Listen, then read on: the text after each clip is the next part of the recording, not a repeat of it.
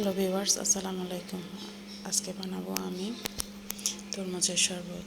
এই গরমের দিনে তরমুজের শরবত খেলে অনেকটা শান্তি লাগে এবং সারাদিনের ক্লান্তি দূর হয়ে যায়। প্রথমে আমি একটা তরমুজ কেটে নেব ব্লেন্ড করার জন্য, আর কিছু অংশ পরিবেশনের জন্য ছোট ছোট কিউব করে নেব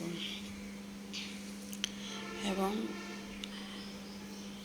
এগুলো আমি একটা ব্লেন্ডারের সাহায্যে ধাপে ধাপে ব্লেন্ড করে নেব।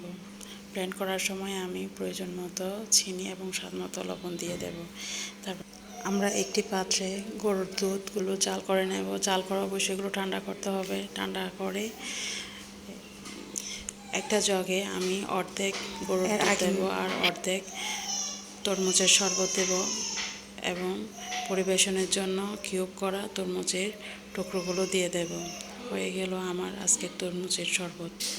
আপনারা চাইলে বাসায় ট্রাই করতে পারেন, এটা খেতে অনেক মজা। ধন্যবাদ সবাইকে।